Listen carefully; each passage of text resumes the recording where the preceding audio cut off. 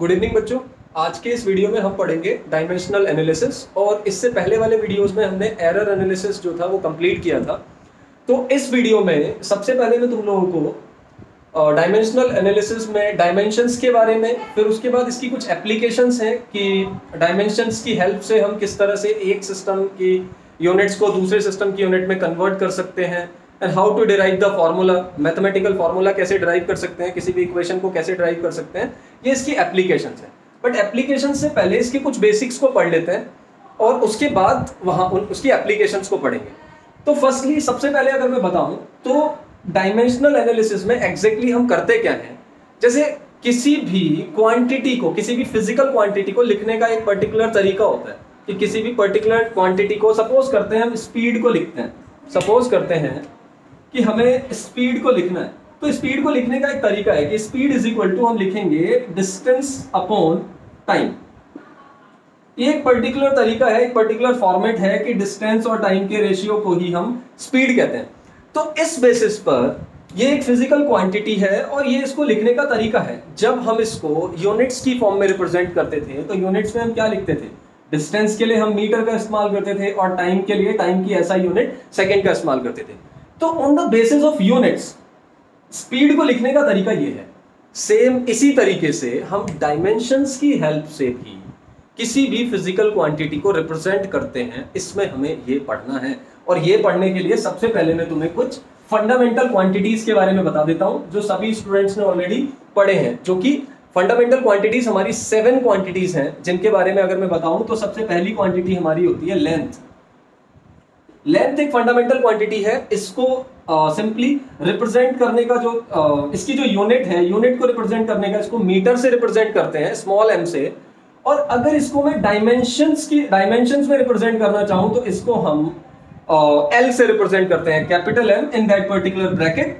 And second जो हमारा fundamental quantity है दैट इज मास, और इसकी जो ऐसा यूनिट है ये किलोग्राम है। और इसको बेसिकली जो डायमेंशंस में लिखने का तरीका है, इसको हम कैपिटल M से रिप्रेजेंट करते हैं। इसी तरह हम 7 फंडामेंटल क्वांटिटीज को डायमेंशनली किस तरह लिखते हैं ये हमें यहाँ पे लिखना है। थर्ड नंबर पे जो हमारा है physical fundamental quantities time. Fourth number पे हमारा इलेक्ट्रिक करंट है अगर बात करें तो electric current. And fifth number पे हम बात करते हैं, फिफ्थ नंबर पे हम टेम्परेचर की बात करते हैं। और सिक्स नंबर पे लुमिनस इंटेंसिटी।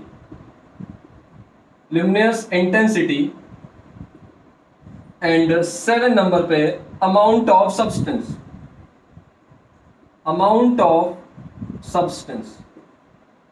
इन सभी को रिप्रेजेंट करने के अपने तरीके हैं, टाइम को हम सेकंड में, जब हम यूनिट में रिप्रेजेंट करते हैं तो हम टाइम को सेकंड की तरह लिखते हैं, और जब हम इसी टाइम को डायमेंशंस में बात करते हैं तो हम कैपिटल T लिखते हैं। Okay, electric current. Okay, firstly ये जो लेंथ, मास एंड टाइम, ये जो बेसिक 3 स्टार्टिंग की जो डायमेंशंस, स्टार्टिंग की जो क्वांटिटीज हैं, ये क्वांटिटीज हमारी मैकेनिक्स में, मतलब जो मैकेनिक्स है एक तरीके से बोले तो जो काइनेमेटिक्स का पार्ट है वो इन 3 डायमेंशंस में कवर होता है, length, mass and time. Electric current basically हमारा इलेक्ट्रोस्टैटिक का एक पार्ट हो जाता है।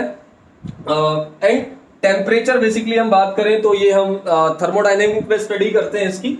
ल्यूमिनस इंटेंसिटी को हम बात करें तो ल्यूमिनस इंटेंसिटी को हम कहां पर पढ़ते हैं, जहां पर हम लेंस वगैरह, प्रिज्म वगैरह इन सब चीजों की बात करते हैं तो हम ल्यूमिनस इंटेंसिटी की बात करते हैं। Amount of substance basically basic needs में मोल वगैरह, जहां पे हम किसी भी सब्सटेंस के अमाउंट को कैरी करने की बात करते हैं। ओके, इलेक्ट्रिक करंट को रिप्रेजेंट करने का ऐसा यूनिट में तरीका है, इसको एम्पियर इसकी यूनिट होती है, बट इसको डायमेंशंस में हम लिखते हैं कैपिटल A से।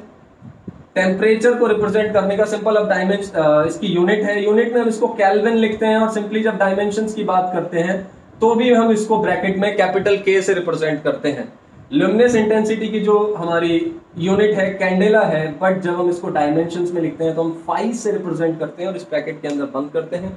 और जब भी हम मोल की, अमाउंट ऑफ सब्सटेंस की बात करते हैं तो इसकी जो हम यूनिट लिखते हैं मोल लिखते हैं, और जब डायमेंशन लिखते हैं तो सेम ब्रैकेट में मोल लिखते हैं। तो बेसिकली एक चीज हमें समझ आई कि डायमेंशंस में हम जब भी बात करेंगे तो हम मीटर ना लिख के कैपिटल L लिखने वाले हैं। ओके, और डायमेंशनल एनालिसिस के लिए सबसे एक जो बात है, हमें एटलीस्ट फॉर्मूले पता होने चाहिए, फॉर्मूले हमें जनरलाइज होने चाहिए। या फिर हमें मैथमेटिकल एक्सप्रेशन उस इक्वेशन या फिर उस फॉर्मूले का पता होना चाहिए। एटलीस्ट दोनों में से एक चीज हमें पता होनी चाहिए। ओके, तो अभी हमने लिखा कि हम लेंथ को L से लिखते हैं, मास को कैपिटल M से, टाइम को T, electric current capital A, temperature को केल्विन से, कैपिटल K से लिखते हैं। उसी तरह ये हमारी 7 फंडामेंटल क्वांटिटीज हैं और हमें पता है कि इन 7 फंडामेंटल क्वांटिटीज से मिलाकर हम डिराइव्ड क्वांटिटीज बनाते हैं, जिनको हम basically 9th standard in classes में पढ़ते भी थे। Fundamental quantities, derived quantities, fundamental units, derived units. तो जब भी अब यहाँ पर हम बात करेंगे, ये जो 7 की 7 है, ये हमारी, जैसे remember 7 wonders in the world, उसी तरीके से बहुत सारी चीजें, 7 कलर्स इन द रेनबो।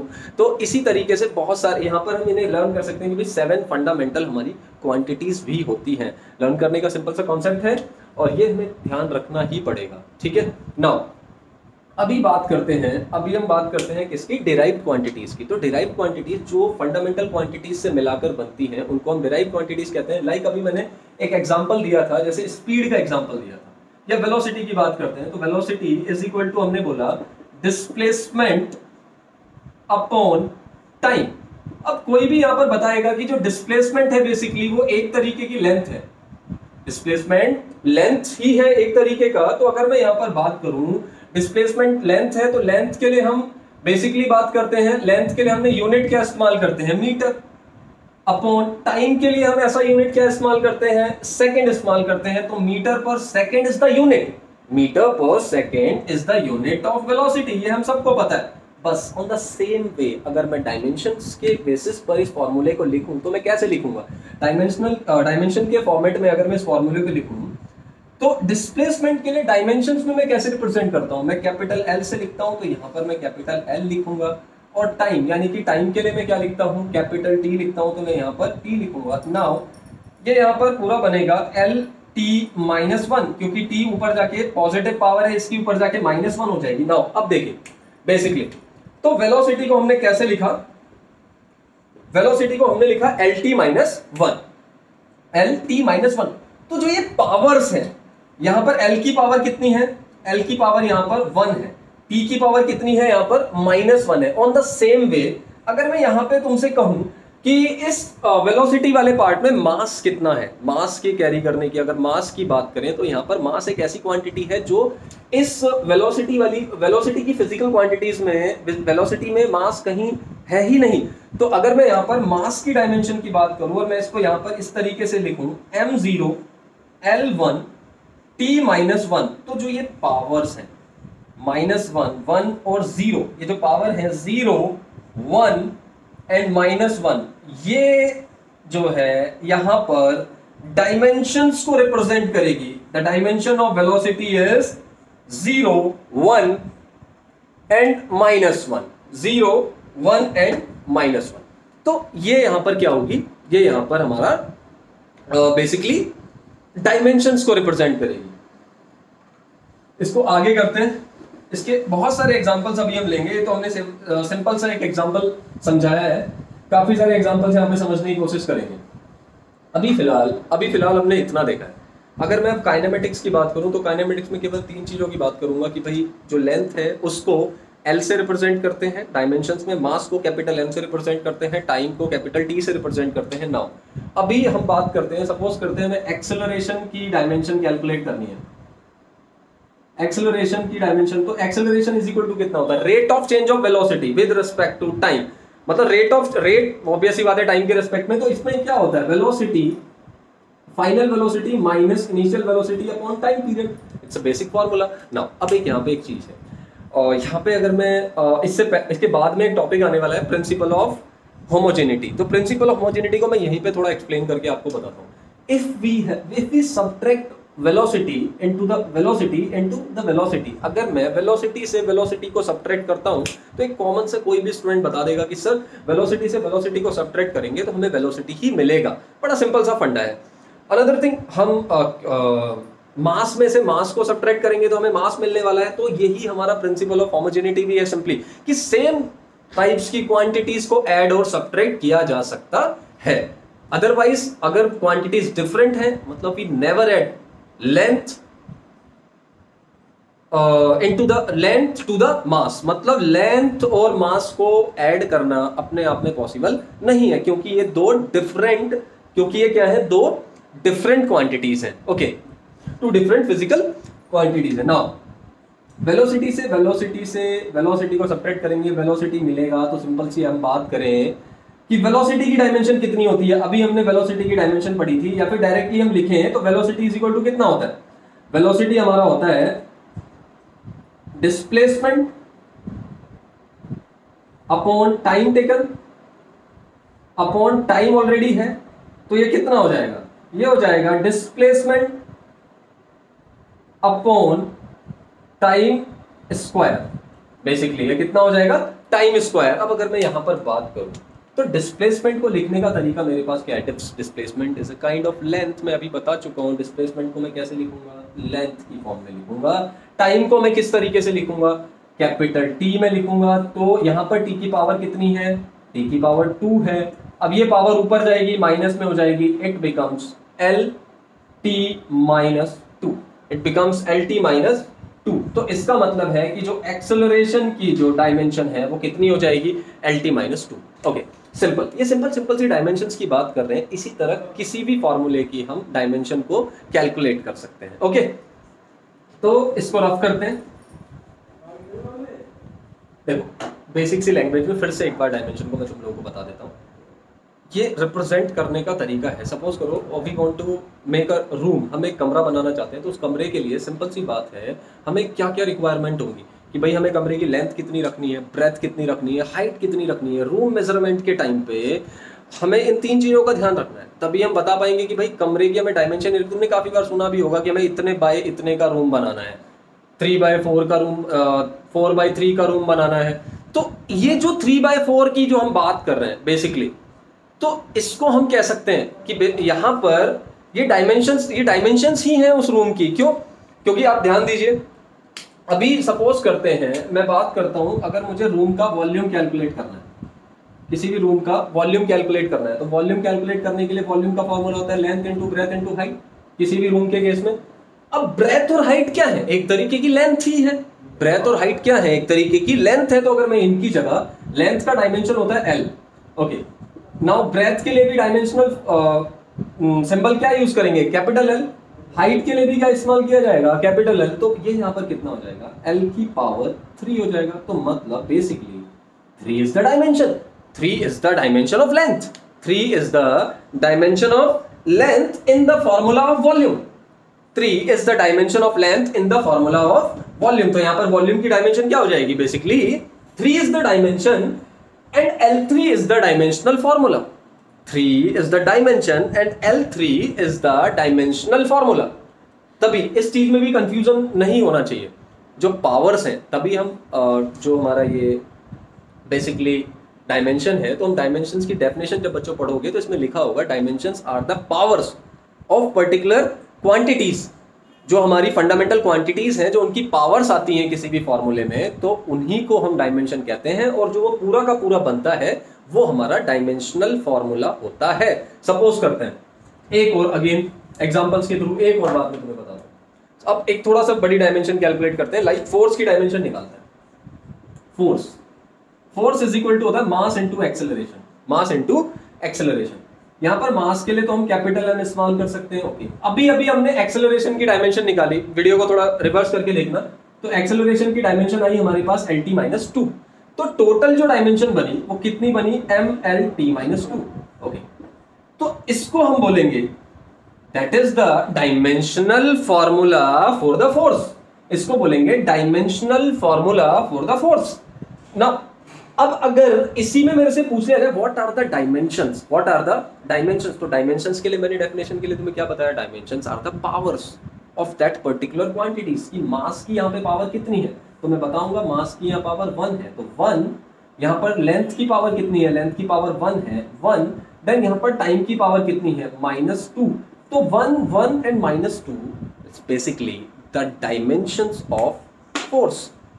तो डायमेंशनल फॉर्मूला और बेसिकली डायमेंशन में ये थोड़ा सा डिफरेंस है, इसको थोड़ा सा याद रखना। ओके, चलो, तो ये यहाँ पे मेरा बेसिक जो पोर्शन है डायमेंशन का, शायद मैं तुम लोगों को समझाने में सफल रहा हूं, तुम लोगों को ये चीज समझ में आई हो। ओके, बेसिकली बेटा ये क्वांटिटीज को रिप्रेजेंट करने का तरीका है। जैसे हम यूनिट्स के बेसिस पर रिप्रेजेंट करते थे, उसी तरह अब हम इनको डायमेंशंस के बेसिस पर रिप्रेजेंट करते हैं। Nothing, it's very easy. ये जो जितना भी प्रोसेस है ये सारा का सारा बहुत ही आसान है। नाउ अब मैं बात करता हूँ क्वांटिटीज और किस तरीके से हम इनको बता सकते हैं। जैसे डायमेंशंस में हम 4 तरीके से डिफाइन करते हैं क्वांटिटीज। सबसे पहले हम बोलते हैं कि डायमेंशनल कांस्टेंट। कुछ हमारे कांस्टेंट ऐसे होते हैं जो डायमेंशन रखते हैं, मतलब उनको हम बोलते हैं डायमेंशनल कांस्टेंट। ये चीज पढ़ना थोड़ा सा जरूरी है। डायमेंशनल कांस्टेंट ऐसे कांस्टेंट जिनकी डायमेंशन होती है, क्योंकि जनरली हम ऐसा कहते हैं कांस्टेंट की डायमेंशन नहीं होती है, बट कुछ हमारे पास ऐसे कांस्टेंट हैं जिनकी डायमेंशन होती है। जैसे इसके लिए हम एग्जांपल के थ्रू बता सकते हैं gravitational constant, like Planck constant. ठीक है, तो ये भी काफी सारे हमारे हैं जो कि डायमेंशनल कांस्टेंट होते हैं जिनकी डायमेंशंस होती है। जैसे बेसिकली मैं बात करूं तुमसे तो सिंपली मैं कहता हूं कि जो हमारा फोर्स होता है, ग्रेविटेशनल फोर्स होता है, उसको हम कहते हैं F = G m1 × m2/r²। तो ये जो यहाँ पर ग्रेविटेशनल कांस्टेंट है, तो ये कहने के लिए कांस्टेंट है बट इसकी डायमेंशन होती है। तो ऐसे कांस्टेंट जिनकी डायमेंशन होती है उसको डायमेंशनल कांस्टेंट कहते हैं। इसकी डायमेंशन होती क्या है वो मैं तुम्हें निकाल के बताऊंगा। ओके, अभी जब डायमेंशंस की और भी डिस्कस करेंगे, बेसिक आसान है।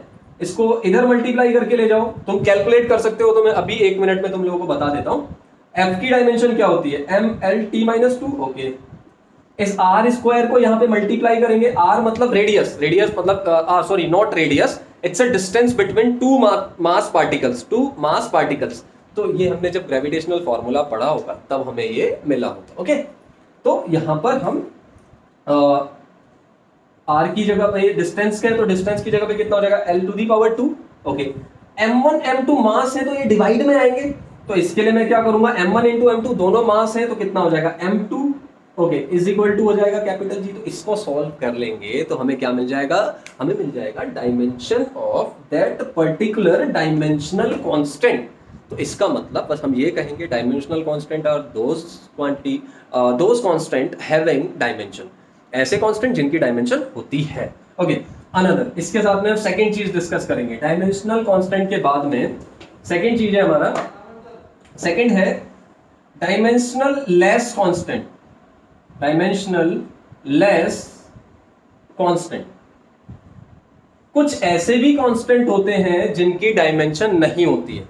मतलब अब अभी तो हमने बताया कि कुछ ऐसे कांस्टेंट होते हैं जिनकी डायमेंशन होती है, capital G, Planck constant, H etcetera. ठीक है, और भी हो सकते हैं, अब बुक में काफी सारे हैं। डायमेंशनल लेस कांस्टेंट ऐसे कांस्टेंट जिनकी डायमेंशन नहीं होती है, लाइक जैसे हम बात करते हैं पाई, सबसे पहले आ जाता है टिग्नोमेट्रिक रेशियोज, जितने भी हमारे sine theta, cos theta, tan theta होते हैं, इनकी भी डायमेंशंस नहीं होती है। Okay, no sine theta, cos theta actually ये अलग उसमें आएंगे।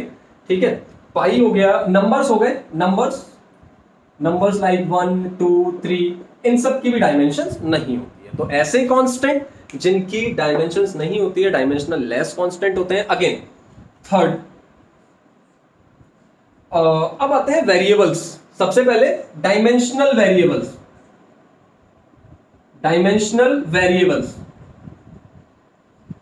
बच्चों, ऐसे वेरिएबल्स जिनकी डायमेंशन होती है, ऐसे वेरिएबल्स जिनकी डायमेंशन होती है। ये वेरिएबल्स तो हमें बहुत सारे पता है। सपोज करते हैं लेंथ, मास, टाइम और स्पीड, वेलोसिटी। स्पीड वेलोसिटी हो गया हमारा, फोर्स हो गया। ठीक है, काफी सारी ऐसी वैल्यूज हो जाएंगी, मोमेंटम हो गया। तो ये सारे के सारे हमारे डायमेंशनल वेरिएबल्स होते हैं। इनके एग्जांपल्स को आप लिखते हुए भी काफी सारे एग्जांपल्स हो जाएंगे। मतलब हमें सिंपली समझना है कि ऐसे वेरिएबल जिनकी डायमेंशंस होती है, मतलब सारे के सारे वेरिएबल्स ये डायमेंशंस निकालेंगे हम इस चैप्टर में। ओके, फिर भी लिख लेते हैं, लाओ कुछ के एग्जांपल लिख लेते हैं, like mass, velocity, momentum etcetera. Now fourth number, ये थोड़ा सा इंटरेस्टिंग वाला है। फोर्थ नंबर ना, डायमेंशनल लेस वेरिएबल, मतलब ऐसे वेरिएबल भी होते हैं जिनकी डायमेंशन नहीं होती है। डायमेंशनल वेरिएबल्स, कुछ ऐसे वेरिएबल्स जिनकी डायमेंशन डायमेंशनल लेस वेरिएबल, कुछ ऐसे वेरिएबल्स जिनकी डायमेंशंस नहीं होती है। जस्ट गैस करो एक मिनट के लिए कौन से हो सकते हैं, मैं तुम लोगों को बताऊं। ओके चलो, डायमेंशनल लेस वेरिएबल है, फिर भी वीडियो को स्टॉप करके एक बार सोचने की कोशिश करना है कि डायमेंशनल लेस वेरिएबल्स कौन से हो सकते हैं। जितने भी बच्चों सपोज करते हैं हम कुछ ऐसी टर्म्स जिनकी, जैसे हमने पढ़ा होगा, पहले हमने पढ़ा था कि कुछ ऐसे वेरिएबल होते हैं जिनकी यूनिट्स नहीं होती हैं, वेरिएबल है बट यूनिट नहीं, कुछ ऐसी क्वांटिटीज होती हैं जो कि यूनिट लेस होती हैं। जैसे मैंने तुम लोगों को पहले पढ़ा है रिफ्रैक्टिव इंडेक्स, और हमने पढ़े ट्रिग्नोमेट्रिक रेशियोज, यूनिट लेस होते हैं। और उसके साथ साथ हमने पढ़ा है रिलेटिव डेंसिटी, रिलेटिव डेंसिटी के बारे में पढ़ा है। तो ये बताता हूं अभी किस तरह, जिनकी यूनिट्स ही नहीं होती तो उनकी डायमेंशन भी नहीं होती है। उसकी खास वजह क्योंकि ये सिमिलर क्वांटिटीज के रेशियो होते हैं। सिमिलर क्वांटिटीज के रेशियो, फिर से जिस बच्चे को नहीं पता वो शुरू से देखें, जैसे कि रिलेटिव वेलोसिटी, जैसे कि सॉरी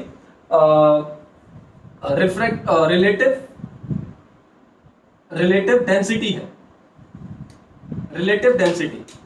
तो रिलेटिव डेंसिटी का यहाँ पर फॉर्मूला कितना होता है, density of water at density of material upon density of water at 4 degree Celsius. तो ऊपर नीचे दोनों डेंसिटी का ही रेशियो आ जाएगा।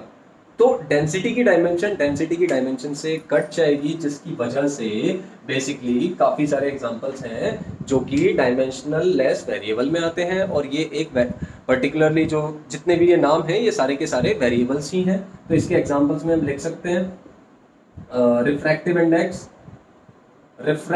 इंडेक्स, इसको म्यू से रिप्रेजेंट करते हैं। लिख सकते हैं रिलेटिव डेंसिटी, इसको रिलेटिव डेंसिटी को सिंपल आरडी से रिप्रेजेंट करते हैं। और हम लिख सकते हैं trigonometric ratios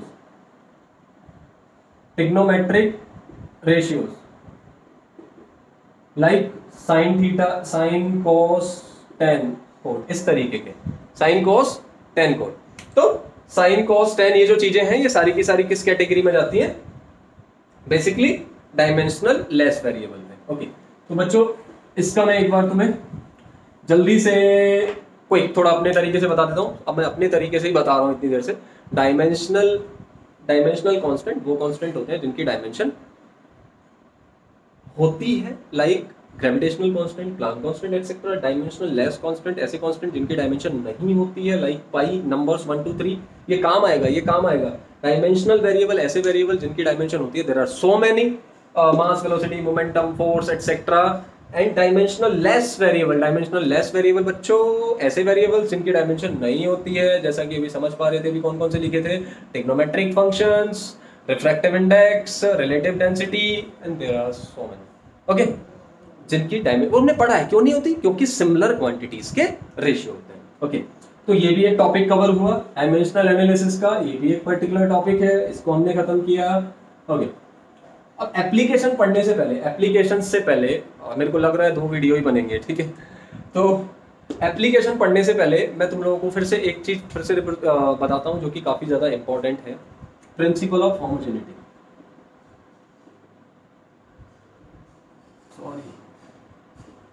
principal of homogeneity बच्चों ये क्या है, ये इंपॉर्टेंट है कहने के लिए, ये सिंपल बहुत है। मैं इसको सिंपल इतना है कि कुछ इसको अगर मैं डेफिनेशन के बेसिस पे बताऊं तो सिंपली मैं अपने तरीके से बता सकता हूं। वी कैन ऐड और subtract those quantities having same dimensions. हम केवल उन्हीं क्वांटिटीज को ऐड और सब्ट्रैक्ट कर सकते हैं जिनकी जो डायमेंशंस हैं वो सेम है,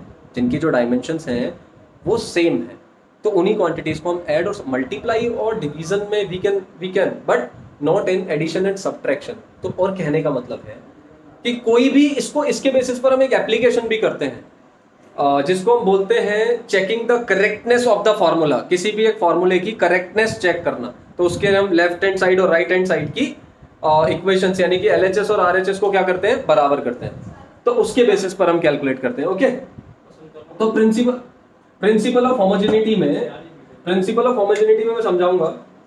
तो प्रिंसिपल ऑफ होमोजेनिटी में बच्चों सिंपली बच्चों मार्कर भी बार बार, तो अभी okay let me one thing, मेरे को लगता है, मेरे को कभी कभी मेरे को अपनी स्पीड ना मुझे खुद भी समझ नहीं आती है चीज़ों को, अभी कुछ मेरे को लगता है कि चीज़ें रिपीट भी हो जाती हैं बहुत बार, है ना, बट कोई बात नहीं, पेशेंट सट के थोड़ा सा देखो। तो प्रिंसिपल ऑफ होमोजेनिटी में मैंने सिंपली बताया तुम्हें कि एक एक पर्टिकुलर तरीका, मैं कह रहा हूं कि मैं मास को, जैसे मान लो मेरे पास कोई क्वांटिटी है 1 किलोग्राम, तो सिंपल सी बात है, we can not add 1 kilogram, we can not add up 1 kilogram to the 2 metre. क्या मैं इस 1 किलोग्राम की क्वांटिटी को 2 मीटर में ऐड कर सकता हूं? नहीं ऐड कर सकता, दोनों ही डिफरेंट चीजें हैं, दोनों ही डिफरेंट क्वांटिटी है। तो बस प्रिंसिपल ऑफ होमोजेनिटी कहने के लिए बहुत बड़ी मतलब डेफिनेशन बताई होगी, लेकिन वो इतनी सी बात बता रहा होता है कि we can not add these two and we can not subtract, we can not subtract these two. इन दोनों चीजों को सबट्रैक्ट नहीं किया जा सकता, क्योंकि ये kilogram is the unit of mass and 0.5 metre is the unit of length. तो मास और लेंथ को जिस तरह जोड़ा नहीं जा सकता, जिस तरह घटाया नहीं जा सकता, उसी तरीके से ये प्रिंसिपल ऑफ होमोजेनिटी को यही कहता है कि वी कैन नॉट ऐड और subtract the quantities, those have different dimensions और डिफरेंट यूनिट्स। ओके, हम ऐड कर सकते हैं ना, हम ऐड कर सकते हैं। अगर मैं इसी को लिख दूं 1 kilogram plus 2 kilogram is equal to 3 kilogram, but मैं इसको 3 नहीं लिख सकता। That is principle of homogeneity. अब तो प्रिंसिपल ऑफ होमोजेनिटी की एक एप्लीकेशन भी है, ये सबको समझ आया होगा बच्चों, इसकी डेफिनेशन पढ़ते रहना, बट ये समझ में आया होगा। ओके, सिमिलर क्वांटिटीज को जोड़ा और घटाया ही जा सकता है। सिमिलर क्वांटिटीज मतलब जिनकी यूनिट्स और डायमेंशंस सेम होती है। Okay, now principal of homogeneity के बेसिस पर एक एप्लीकेशन कर लेते हैं, अभी यहीं के यहीं खत्म कर लेते हैं। तो वो एप्लीकेशन है, फर्स्ट एप्लीकेशन है प्रिंसिपल ऑफ होमोजेनिटी की बात करें, check the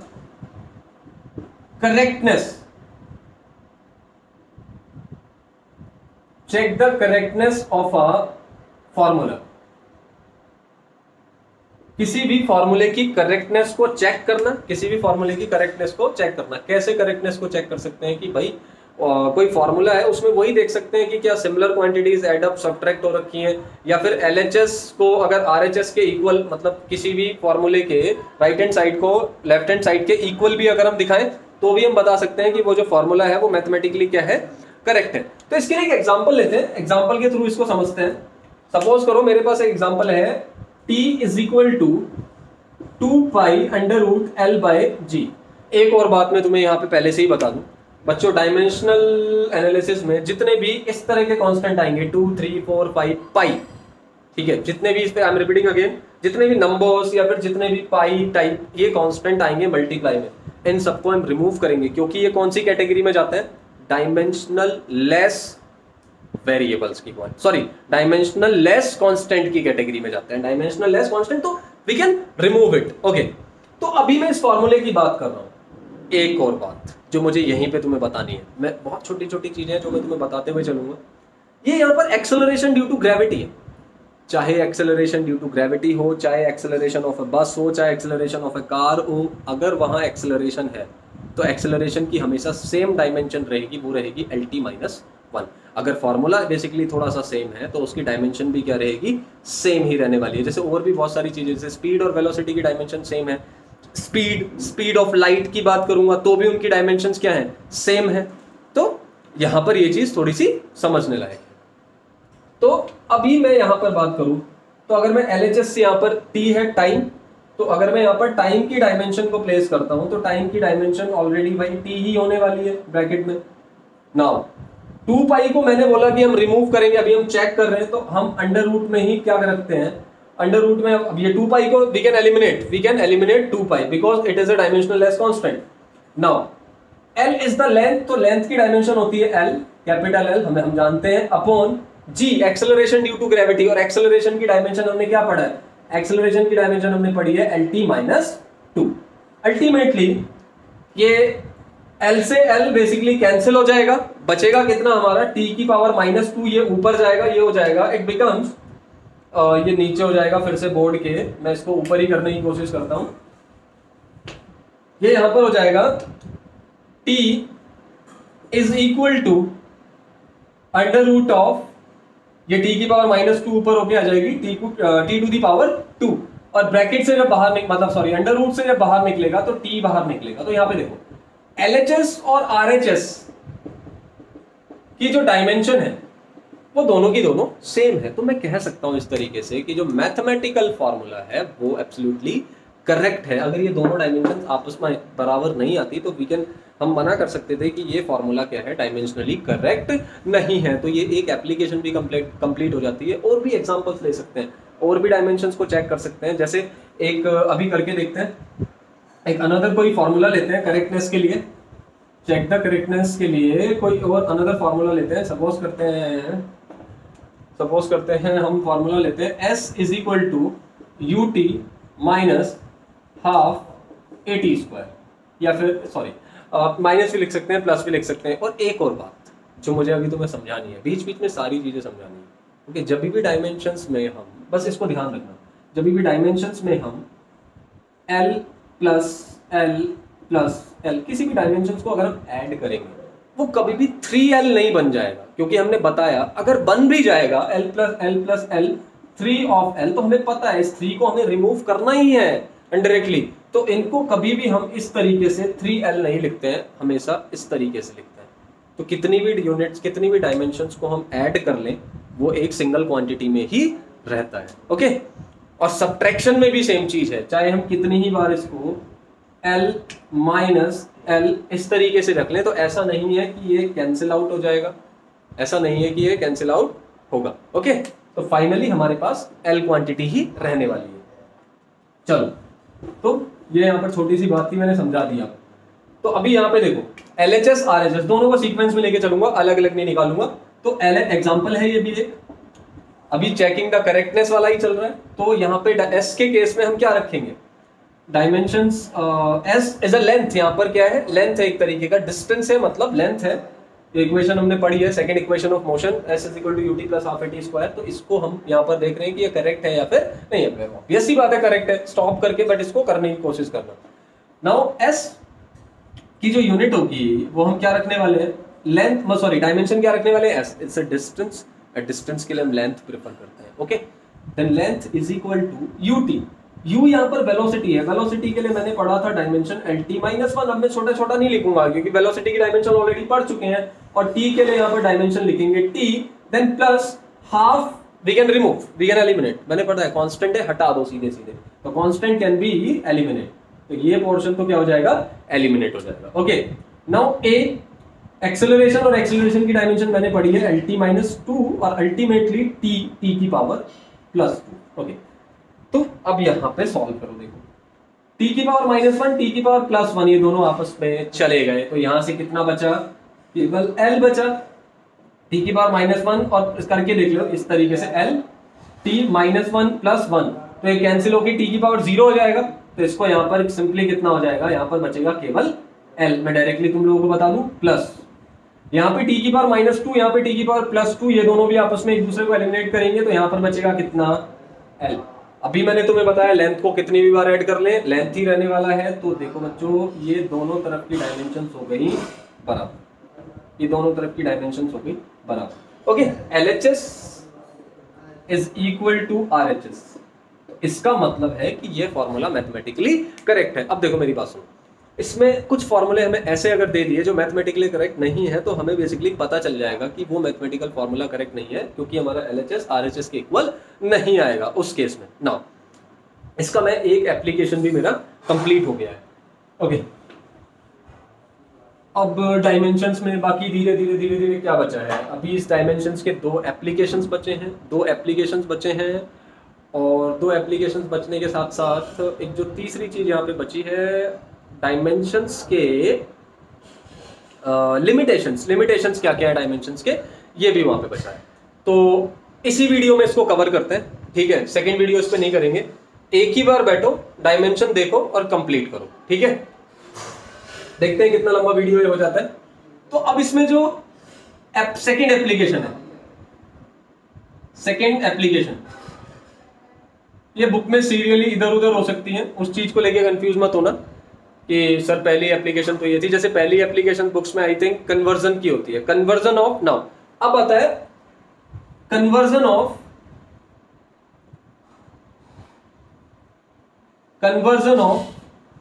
one system of unit, one system of unit into another system। मतलब कहने का ये है एक सिस्टम से दूसरे सिस्टम में कन्वर्ट करना यूनिट को, मतलब मान लो कि MKS से CGS में कन्वर्ट करना। अब ये MKS CGS क्या है, ये भी साथ में जो आएगा उसको तुरंत बता देंगे।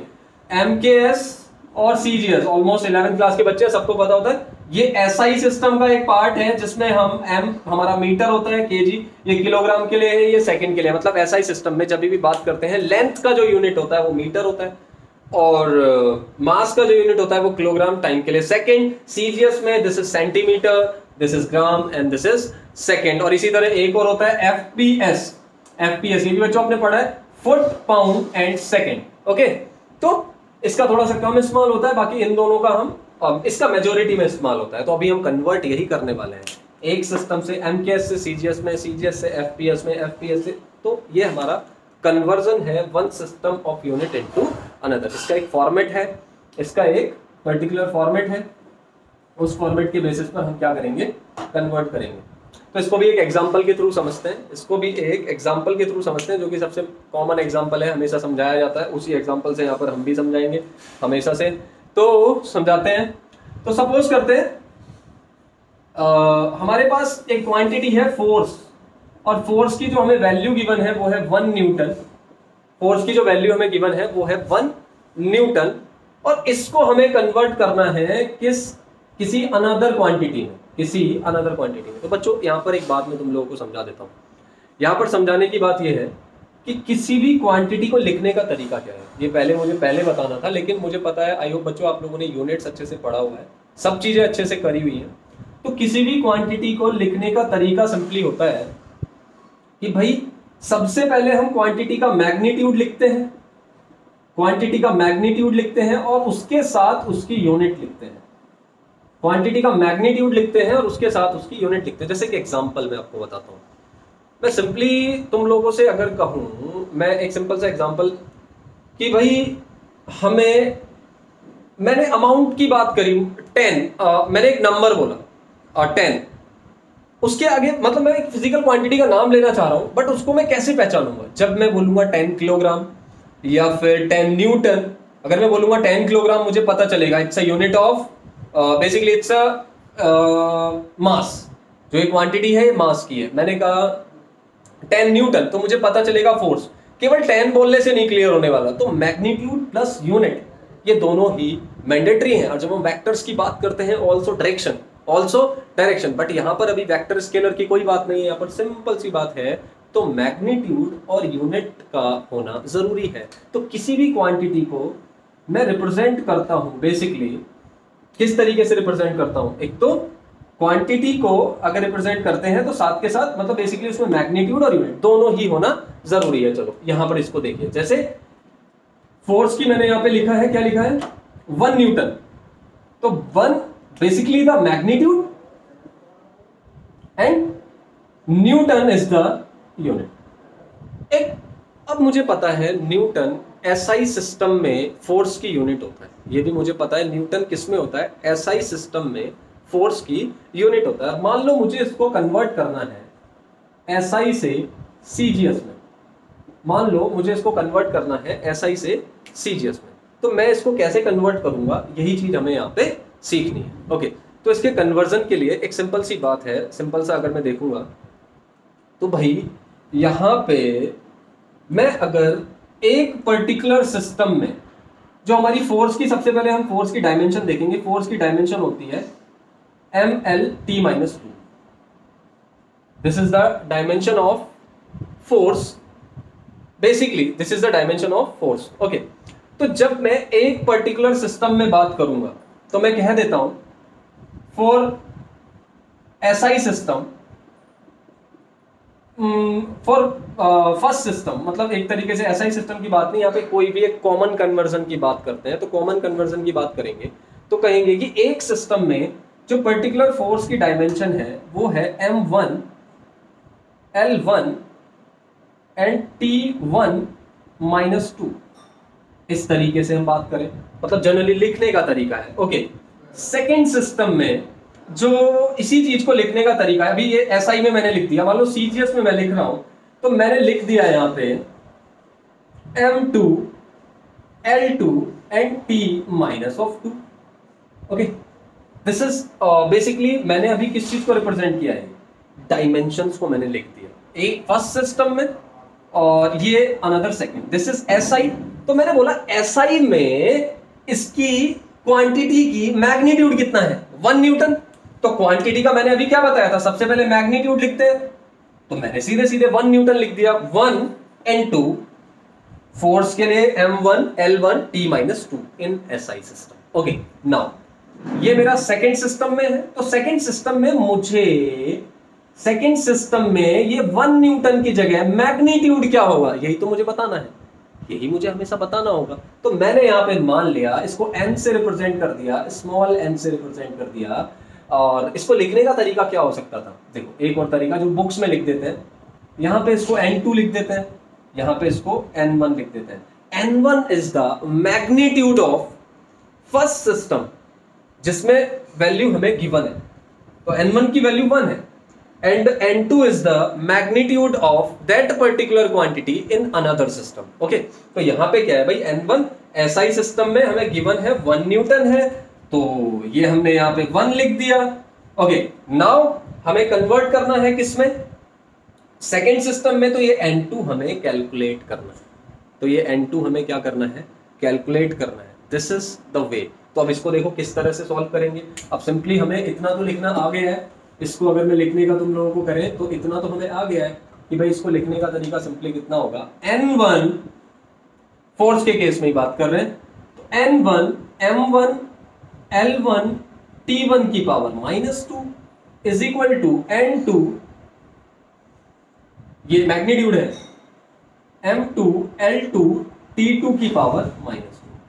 Simple, this is the magnitude, this is the unit, और यहां पे हम डायमेंशन लिख रहे हैं, n2 basically magnitude and this is the dimension. ये फर्स्ट सिस्टम में है, ये सेकंड सिस्टम में है जिसमें कन्वर्ट करना है, ये यहां पर SI सिस्टम है, ये यहां पे CGS में मुझे कन्वर्ट करना है। ओके, नाउ अब इसको सिंपली मैं कर सकता हूं, यहां से अगर मेरे को n2 की वैल्यू चाहिए, यहां पे मुझे किसकी वैल्यू चाहिए, n2 की वैल्यू, तो n2 की वैल्यू यहां पर कितनी आएगी, अगर मैं यहां से n2 की वैल्यू निकालूं तो n2 की वैल्यू मेरी आएगी n1 m1 अपॉन m2 की पावर m1 अपॉन m2 की power 1। Okay, now L1 upon L2 की पावर 1, L1 अपॉन L2 की पावर 1, और जब यहां पर बात करूंगा T1 अपॉन T2 की पावर -2। बेटा बच्चों, ये यहाँ पे कहने के लिए ये फॉर्मूला यहाँ पे डायरेक्ट यूज किया जा सकता है। ओके, और N1 की इसको यहाँ पे नोट कर सकते हो, कहने का मतलब ये तो एक पर्टिकुलर उसके लिए मैंने बता दिया तुम्हें, पर्टिकुलर एक फॉर्मूले के लिए, बट हर किसी में इसी तरह होगा। अगर स्पीड की बात होगी, वेलोसिटी की बात होगी, तो इसी तरीके से बनेगा। तो यहाँ पर ये वीडियो बड़ा हो रहा है, तो यहाँ पर ये कितना हो जाएगा, मेरा n1 की वैल्यू हो जाएगी 1 न्यूटन। 1 न्यूटन, न्यूटन 1 की बात कर रहे हैं तो मैग्नीट्यूड आ जाएगा 1। ओके, m1 कौन से सिस्टम में, SI सिस्टम में, तो SI सिस्टम में m1 की अगर मैं यहाँ पे बात करूं, m1 की अगर मैं यहाँ पे बात करूं तो SI सिस्टम में जो मास की यूनिट होती है वो होती है किलोग्राम, वो होती है किलोग्राम। तो यहां पर कितना आ जाएगा, किलोग्राम अपॉन m2 इन CGS सिस्टम में, जो CGS में बेसिकली जो हमारा मास की यूनिट होती है वो कितनी होती है, ग्राम होती है, तो यहां पर कितना आ जाएगा, ग्राम आ जाएगा। ओके, सेम वे पावर कितनी, 1। लेंथ की अगर बात करें तो लेंथ को भाई SI सिस्टम में मीटर से रिप्रेजेंट करते हैं, अपॉन L2 यानी CGS सिस्टम में लेंथ के लिए किसके इस्तेमाल करते हैं, सेंटीमीटर का इस्तेमाल करते हैं, पावर आ जाएगी 1। नाउ अगेन T1 के लिए सेकंड और यहां पर T2 के लिए भी सेकंड, क्योंकि चाहे सिस्टम ऐसा ही हो या सीजीएस हो, टाइम की यूनिट रिमेन सेम। तो अब यहां पे भाई N2 निकालना है बच्चों। तो 1 किलोग्राम यहां पर ग्राम, 1 किलोग्राम में होता है 1000 ऑफ ग्राम। 1 किलोग्राम में कितना है 1000 ग्राम, तो यहां पर हो जाएगा ये 1000 ग्राम अपॉन ग्राम, पावर ऑलरेडी 1, कोई पावर है हटा दो, 1 तो करने की, 1 तो पावर में कुछ वही नहीं है। मीटर के लिए यहां पर क्या इस्तेमाल करेंगे, यहां पर पावर -2 छूट गया। मीटर के लिए यानी कि 1 centimetre is equal to 1 metre is equal to 100 centimetre, then centimetre, और ये तो यहां पर कैंसिल आउट हो गया, 1 ही बन गया था, तो 1 की पावर -2, कोई फर्क नहीं पड़ेगा।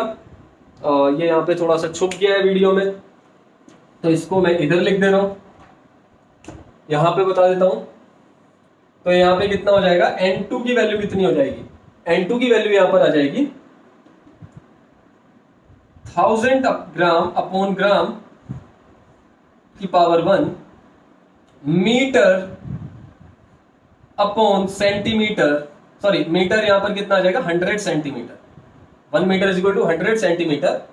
और टाइम के लिए तो यहां पर सेकंड से सेकंड कैंसिल हो गया था, 1 बचा था, देन -2, 1 की पावर -2, ग्राम से ग्राम, सेंटीमीटर से सेंटीमीटर। तो यहां पर N2 की जो वैल्यू आई, N2 की वैल्यू आई 10 टू दी पावर 3 और 10 to the power 2, that is 10 to the power 5। तो N2 कहने का मतलब है N2 में जो ये यूनिट 10 टू दी पावर 5 यहां पर, यानी कि 1 न्यूटन, यानी कि 1 न्यूटन ऑफ फोर्स इक्वल होता है 10 to the 5 of diene.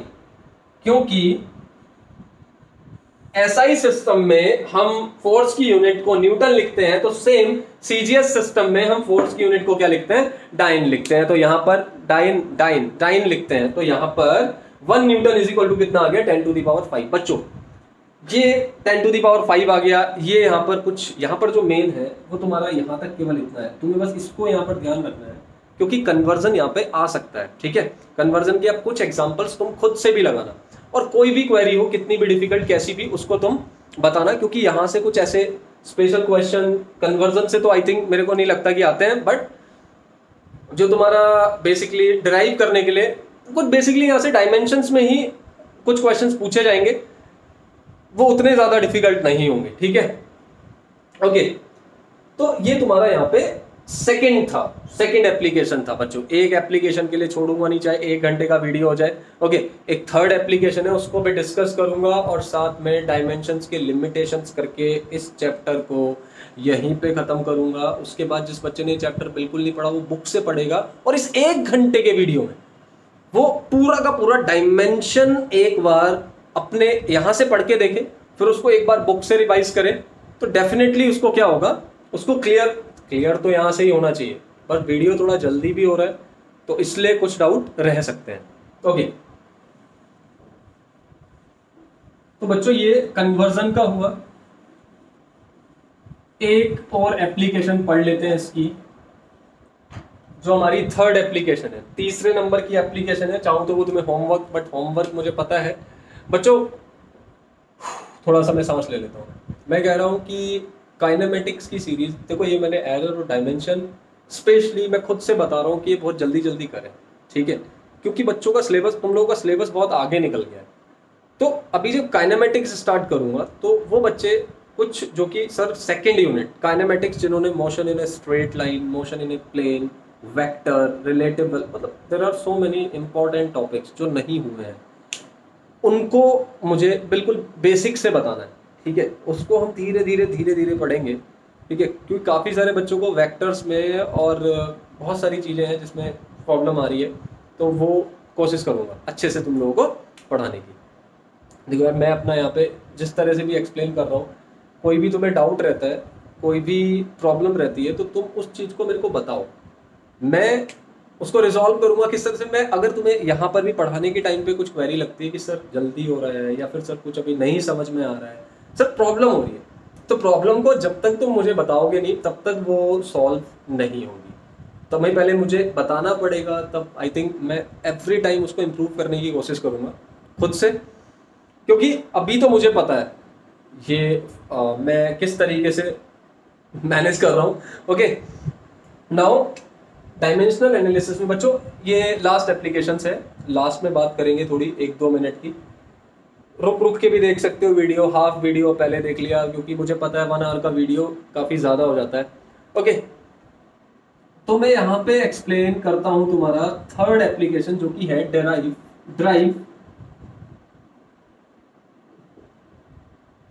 Derive a mathematical formula. Drive a formula कर लो,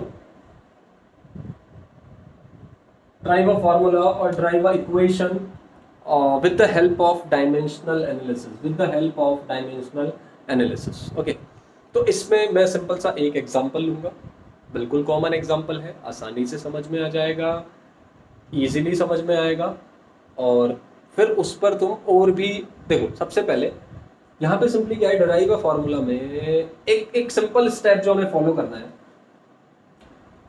कि भाई कोई क्वांटिटी किन किन चीजों पर डिपेंड करती है। सपोज करते हैं, मैंने कहा जो टाइम पीरियड है, जो टाइम है वो डिपेंड करता है किस किस चीज पे डिपेंड करता है। मैंने कहा कि वो time is basically depends on, मैं ऐसे ही बता देता हूँ, सपोज करते हैं वो मास पे डिपेंड करता है या नहीं करता है वो भी हमें पता चलेगा, बट ऐसे लिख के दे दिया physical quantity depends on mass, depends on length, depends on acceleration due to gravity. तो सबसे पहले हम क्या करते हैं इसमें, सबसे पहले हमें नहीं पता, अब मैं कोई फोर्थ क्वांटिटी भी लिख सकता हूँ इसमें, डिपेंड करता है या नहीं करता है। जब हम एक फार्मूला करेंगे तो फाइनल फार्मूला जब आएगा हमें पता चलेगा तब कि क्या मास डिपेंड करता है टाइम पे, मतलब टाइम सॉरी क्या टाइम डिपेंड करता है मास पे, तो ये चीज हमें वहां पर क्लियर होगी। ओके, तो शुरू में सपोज करते हैं, मान लेते हैं कि भाई जो टाइम है वो डायरेक्टली प्रोपोर्शनल है, मतलब डिपेंड करता है मास, लेंथ और acceleration due to gravity G पर। इन 3 क्वांटिटीज पे डिपेंड करता है। इस तरह से ये गिवन होगा कि in the formula of T is equal in any formula the time period is depend on quantity A B and C in the power of उनकी पावर्स भी दी होंगी। तो मैं सपोज कर लेता हूं यहाँ पे जो m की पावर है वो a है और l की पावर है b है और जो g की पावर है c है। तो इस तरीके से जो है ये तीनों ही चीजें डिपेंड कर रही हैं, मतलब टाइम डिपेंड कर रहा है मास पे, लेंथ पे और एक्सेलरेशन ड्यू टू ग्रेविटी पे। कोई भी एक फॉर्मूले में इस तरीके की बात यहाँ पर कर रहे हैं। ओके, तो सबसे पहले यहाँ पे क्या अप्रोच होगी, हम यहीं पे स्टार्ट कर सकते हैं कि भाई प्रोपोर्शनैलिटी कांस्टेंट रिमूव करते हैं, तो t इज इक्वल टू आ जाएगा k m की पावर a l की power b and acceleration due to gravity की पावर c। नाउ अब हम यहाँ पे क्या करने वाले हैं, ये हमारा एक इक्वेशन हो गया, इक्वेशन नंबर 1। बच्चों देखो, इस इक्वेशन नंबर 1 में अभी जो मैं तुम लोगों को, इसके बाद सबसे लास्ट टॉपिक है लिमिटेशन। तो लिमिटेशन की एक बात पहले ही बता देता हूँ कि जितने भी इस तरीके के कांस्टेंट है, अभी जैसे यहाँ पर ये कांस्टेंट फाइनल जब फॉर्मूला आता है तो हम इसको 2 पाई या 2 पाई लिखते हैं। तो उस 2 पाई की डायमेंशनल एनालिसिस में ये कहाँ से आया, we can experimentally we can prove it कि ये 2 पाई कैसे आया, बट यहाँ पर डायमेंशंस की हेल्प से हम नहीं बता सकते, तो हम इसको डायरेक्टली k को वहां पर रख देते हैं और k की जगह 2 पाई यूज करते हैं। ओके, तो चलो, तो यहाँ पे मैं तुम लोगों को समझाता हूँ। तो यहाँ पे दोनों साइड्स में मैं क्या करूंगा, इस इक्वेशन में इनके डायमेंशनल फॉर्मूलों को रखना स्टार्ट करूंगा, then compare it. Okay, time की डायमेंशन होती है बच्चों कैपिटल T, मैंने यहाँ पे प्लेस किया, इज इक्वल टू, और यहाँ पर जो डायमेंशन है k को एज इट इज मैंने लिखा, m की डायमेंशन, m को मैंने मास लिखा और मास की डायमेंशन यहाँ पे कितना है, a है, मास की जो पावर है यहाँ पे a है। ओके, लेंथ को l से रिप्रेजेंट किया और इसकी जो पावर है यहाँ पे कितना है बच्चों, b है। और फाइनली जो एक्सेलरेशन ड्यू टू ग्रेविटी, मैंने तुम्हें स्टार्टिंग में बताया था एक्सेलरेशन कैसा भी हो, acceleration due to gravity that is lt-2 और पावर c, ध्यान दो lt-2 और पावर c, ये पावर अलग से है, मतलब ये पावर b और ये पावर a ये अलग से है, ठीक है, m की पावर a, l की पावर b और acceleration due to gravity lt-2 की पावर c, ये बिल्कुल अलग है। नाउ देखो बच्चों, k यहां पे मैं अभी क्या कर सकता हूं, m की पावर a मुझे डायरेक्टली ऐसे ही लिखना पड़ेगा, l की पावर b और l की पावर यहां पर 1 है और यहां पर c है। इसको मैं तुम्हें पूरा ही ओपन करके बताता हूं। यहाँ पे m की पावर a हो गया, ओके, l की पावर यहाँ पे b हो गया, ठीक है। नाउ यहां पर इसको करते हैं, l की पावर यहाँ पे 1 है और ये c है, तो यहाँ पर हो जाएगा ये l की पावर c एल की पावर सॉरी टी की पावर -2 है, और यहाँ पर सी तो ये कितना हो जाएगा टी की पावर -2c, टी की पावर -2c। बच्चों छोटी छोटी चीजें बता रहा हूँ, जबकि ये चीजें तुम्हें डायरेक्टली करनी चाहिए। अभी स्टार्टिंग में तुम लोगों को कुछ ऐसा न, शुरू में इसको एक बार तुम लोग वीडियो को करें देखोगे तो तुम लोगों को छोटी छोटी चीजें सब क्लियर हो जाएंगी। ओके, कि यहाँ पर अब हम क्या करेंगे, m की तो अनदर कोई क्वांटिटी है ही नहीं, m की पावर a, l की पावर b यहाँ पे, l की पावर c यहाँ पे, तो ये ऐड हो जाएंगे l की power b plus c, multiply में पावर्स ऐड हो जाती है। ओके, देन यहाँ पे t की पावर तो कुछ है ही नहीं इधर, तो ये हो जाएगा t की पावर -2c। नाउ अब यहाँ पे सिंपल t है, तो मैं इस t को यहाँ क्या लिख सकता हूं, मैं लिख सकता हूं m की पावर 0, l की पावर 0, t की पावर 1। से यस और no, we can write it easily. मैं इसको यहाँ पे लिख सकता हूँ, क्योंकि m की पावर 0 का मतलब है कुछ भी नहीं है, l की पावर 0 का मतलब है यहाँ पर l की कोई डायमेंशन नहीं है, यहाँ पर t की पावर 1 का मतलब है t की यहाँ पर 1 डायमेंशन है। ओके, तो अब ये इक्वेशन मेरी बनी। अब इस इक्वेशन में देखो, इस पर्टिकुलर इक्वेशन में मैं LHS RHS की कंपेयर कर सकता हूँ, comparing left hand side to RHS, left hand side to right hand side. तो इन दोनों की जब मैं कंपेयर करूंगा तो मैं A, B और C की वैल्यूज यहां पर कैलकुलेट कर लूंगा, और इन A, B, C की वैल्यूज को उठाकर यहां पर रख दूंगा, फॉर्मूला बनके तैयार हो जाएगा। तो इस चीज को यहां पर देख लो जल्दी से क्या करना है। तो यहां पे जब मैं कंपेयर करूंगा, तो कंपेयर करने में जरा मुझे बताओ, comparing equation 1 and 2, sorry not comparing both the sides, comparing both the sides, comparing both the sides. तो दोनों साइड कंपेयर करने पे क्या होगा, m की पावर 0, m की पावर a, तो a की वैल्यू कितनी आ जाएगी 0, a की पावर 0, l की पावर 0, l की पावर b प्लस c, तो b plus c is equal to 0, तो b is equal to minus of c। अभी देखते हैं c की वैल्यू कितनी आती है, पहले चलो c की कैलकुलेट करते हैं। तो minus of 2c is equal to 1, minus of 2c is equal to 1, तो c is equal to minus का 1/2, तो ये c की वैल्यू आई। Now b plus c is equal to 0, b plus c is equal to 0, then b is equal to minus c, और c कितना है minus का 1/2, तो minus of minus 1/2 that is 1/2। तो मेरे पास a b c तीनों की वैल्यू आ गई, मेरे पास a b c तीनों की वैल्यू आ गई, और इन तीनों की वैल्यू को मैं इक्वेशन नंबर 1 में प्लेस कर दूंगा। Put all these 3 values in equation number 1। मैं इसको रफ कर देता हूं, जिसको भी समझ नहीं आया वीडियो को रिमाइंड करके स्क्रीनशॉट लेना, नोट डाउन कर लेना, इंपॉर्टेंट है, कभी कभी ये चीजें डायरेक्टली पूछ लेते हैं एग्जाम में। ओके, तो यहां पर put that 3 values in equation, that equation, तो t is equal to k as it is रहने वाला है। मैंने कहा k से नहीं छेड़छाड़ करेंगे, m की पावर 0। ओके, क्योंकि a की वैल्यू कितनी आई है 0, l की पावर b, b की वैल्यू कितनी है 1/2, दैट इज l की power 1/2। Acceleration due to gravity, g किधर गया, c सॉरी c किधर गया, c की पावर -1/2, तो g की पावर -1/2। नाउ k, m की power 0 we can remove it, कोई बेनिफिट ही नहीं है। नाउ l की पावर 1/2 अपॉन ये g की पावर -1/2 नीचे आके हो जाएगा g की पावर 1/2। तो ये फॉर्मूला शायद मेरा ऐसा नहीं हो गया है कि ये बन गया है l upon g, under root l upon g, तो t is equal to under root l k l upon g। तो ये हमारा फॉर्मूला हुआ मैथमेटिकली डेराइव। तो देखो यहां से मास रिमूव हो गया। शुरू में बेशक हमने लिख दिया था कि भाई ये क्वांटिटी मास पे भी डिपेंड करती है, but automatically we found it कि जब हमने इसको एक प्रोसीजर से फॉलो किया तो वी फाउंड इट कि भाई जो यहाँ पे हमारा टाइम की जो डायमेंशन है, sorry time mass dependent quantity नहीं है, we found it here. Okay, तो ये मेरी तीसरी एप्लीकेशन का प्रोसीजर है। उस पर कितने भी न्यूमेरिकल्स बनाने की कोशिश करना कि भाई टर्मिनल वेलोसिटी यहाँ डिपेंड करती है, टाइम पीरियड यहाँ डिपेंड करता है। टाइम पीरियड का एक फॉर्मूला अनदर भी होता है, t is equal to 2 under root F upon spring वाले फॉर्मूला, स्प्रिंग जहाँ पे हम स्प्रिंग के केस में फोर्स पढ़ते हैं। तो there are so many things, तो we can derive a mathematical formula with the help of dimensional analysis. बच्चों ये थर्ड एप्लीकेशन थी यहाँ से। ओके, इस k की वैल्यू बेसिकली हम क्या रखते हैं 2 पाई, बट एक्सपेरिमेंटली हम यहाँ पर रखते हैं क्योंकि हमें फार्मूला पता है भी रख देते हैं, बट डायरेक्ट इसकी हेल्प से हम नहीं बता सकते, ये एक लिमिटेशन है। नेक्स्ट टॉपिक मेरा लिमिटेशन है, बस 2 मिनट खर्च करूंगा लिमिटेशंस में, बस 1-2 ही चीजें बताऊंगा, बाकी की लिमिटेशंस तुम डिटेल में पढ़ सकते हो, मैं नहीं बताने वाला क्योंकि मतलब वो तुम लोग आसानी से पढ़ ही लोगे।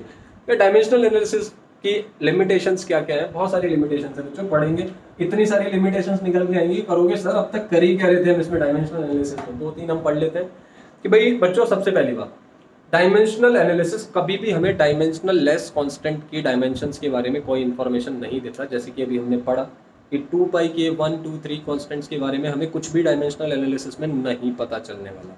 दूसरी बात, डायमेंशनल एनालिसिस ट्रिग्नोमेट्रिक फंक्शंस की भी हमें कोई जानकारी नहीं देता है। ट्रिग्नोमेट्रिक फंक्शंस वगैरह जिन फॉर्मूलों में ट्रिग्नोमेट्रिक फंक्शंस वगैरह आते हैं उनकी हम डायमेंशंस नहीं कैलकुलेट कर सकते, और साथ के साथ में उन फॉर्मूलों की हम करेक्टनेस चेक नहीं करते हैं। ठीक है, तो ये भी यहाँ पे लिमिटेशन है। और another thing, we can not derive a mathematical formula, और we can not derive a mathematical formula having more than 3, मतलब मोर देन 3 क्वांटिटीज से ज्यादा जिस फॉर्मूले में हो उसको भी हम यहाँ पे मैथमेटिकली डिराइव नहीं करते हैं। तो कहने का मतलब मेरा ये है कि इसकी काफ़ी सारी डायमेंशंस की लिमिटेशंस भी है। सिंपली बुक के सबसे एंड टॉपिक में ये गिवन होंगी, इनको पढ़ सकते हो, क्योंकि काफ़ी बार ये डायरेक्टली क्वेश्चंस आता है। मैं 11th क्लास की बात करता हूँ तो टीचर्स अक्सर पूछ लेते हैं what are the limitations of dimensional analysis. ये बिल्कुल बैड क्वेश्चन है क्योंकि ये सबसे लास्ट में है, तो इसको बच्चे जल्दबाजी में छोड़ देते हैं। तो सिंपल सी बात है, उसको भी तैयार कर लेना। इसी के साथ तुम्हारा डायमेंशनल एनालिसिस ये पूरा 1 घंटा हो गया है, ये ऑलमोस्ट कंप्लीट हो रहा है।